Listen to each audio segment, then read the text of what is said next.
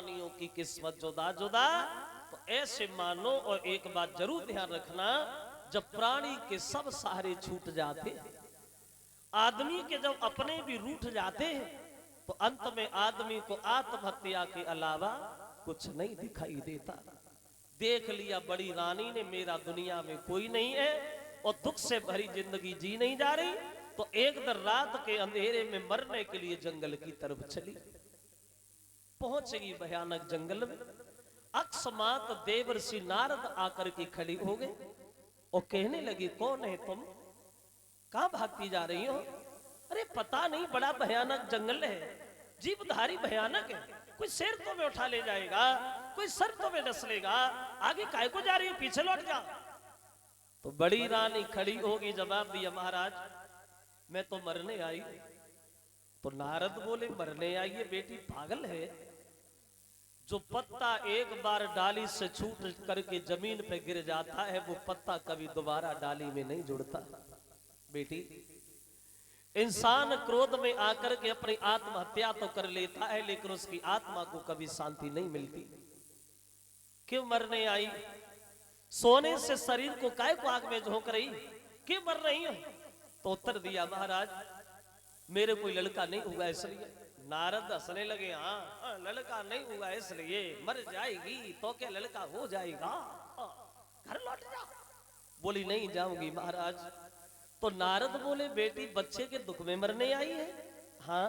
तो अब मरो नहीं, घर चली जाओ, हम तुम्हें वचन देते हैं, अब तुम्हारे लड़का होगा। तो नारद की बात सुन के रानी हंसने लगी, बोले, आज हमारे समझ में आया कि महात्मा भी झूठ बोल लेते हैं, काय को बातों में बहका फुसला रहे हो। हमारे जब कुछ नहीं हुआ तो मैंने अपने पति की दूसरी शादी कराई, सौते घर में बैठी, उसके आज तक कुछ हुआ नहीं, और आप ये कह रहे हमारे? नारद बोली, हाँ बेटी तुम्हारे। महात्मा झूठ नहीं बोलते, और जो झूठ बोलते हैं वो दूसरे को नहीं बल्कि खुद को ही धोखा देते हैं। मेरी बात मान ले, अगर लड़का ना हो तो ना तो ये कुआं कहीं गया है, ना तू कहीं गई है, दोबारा चली जाना, कूद जाना, मर जाना। बेटी मेरी बात सुन ले, कि तेरी गोदी में, कि तेरी गोदी में लला एक आई जाई, वो घर लौटी आई है।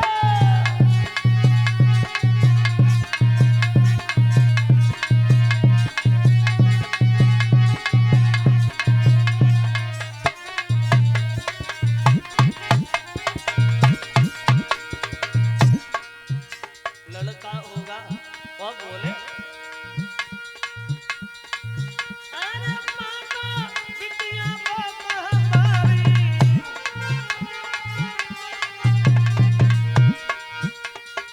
पैदा होवे तेरे अवतारी। क्यों? तेरो सुखो, तेरो सुखो बाग हरियाई जाई, वो घर लौटी जाइए।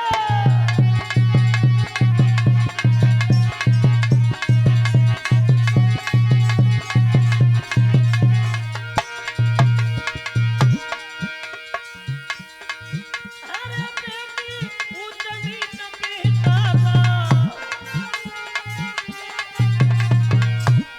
और पर बेटी जिद न ठाना। क्यों? तेरे घर में, तेरे घर में कमल एक खिल जाई, वो घर लौट जाइए।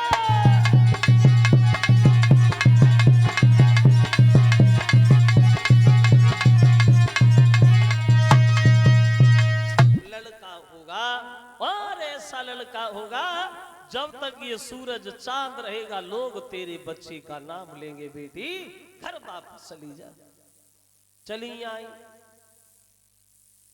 महात्मा की बात समझ करके मान करके घर लौटे आई। अब लौट तो आई, टूटी सी चारपाई पे लेट गई, लेकिन नींद नहीं आई। वही बातें मन में आने लगी, परमात्मा कौन सा वो दिन होगा जब महात्मा की कही बात सच होगी? कौन सा समय आएगा जब मेरे गोदी में एक नन्हा सा बालक खेलेगा? कौन सी वो घड़ी होगी जब सब लोग हमें सम्मान की दृष्टि से देखेंगे। अब लेट गई लेकिन नींद नहीं आई, बड़ी रानी को अब लेट गई घर जाए और रात भर नींद न आई।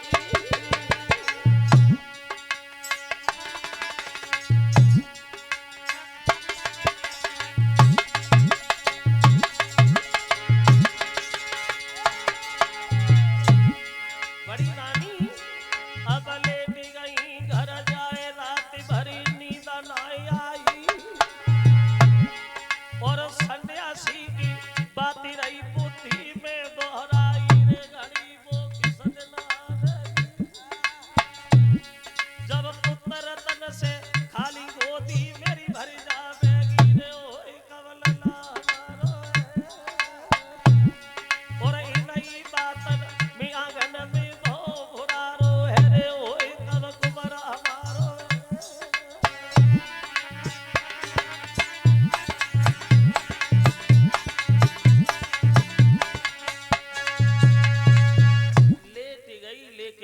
नहीं आई। और इन्हीं बातों में उछड़ते बूढ़ते सवेरा हो गया और बड़ी रानी उठी और घर के काम में जाकर के लग गई। अब देखिए बड़ी रानी तो इधर काम में लगी है घर पे, और उधर देवर्षि नारद की बात सच होने के लिए चली सुबह सुबह। उत्तान पाद ने घोड़ा सजवाया और ये सुबह शिकार खेलने वन में गए, लेकिन पूरे दिन शिकार में लगे रहे। शाम को जब घर वापस आए तो ये काफी लेट हो गए, इन्हें रात हो गई। रात तो क्या देखा कि छोटी रानी के महल के केवाड़ बंद हैं, तो दरवाजे पे खड़े हो गए और केवाड़ खटखटाने लगे। रानी केवाड़ खोलो, कोई नहीं बोला। उत्तान पाद ने फिर आवाज लगाई, अरे केवाड़ खोलो ना, क्या सब लोग सो रहे हो क्या? कोई उत्तर नहीं आया। उत्तान पाद फिर चिल्लाने लगे, कब से चिल्ला रहा हूं? अरे महल की दासियां भी सो रही क्या? केवाड़ खोलो। अब केवाड़ कौन खोले? वो छोटी रानी जो है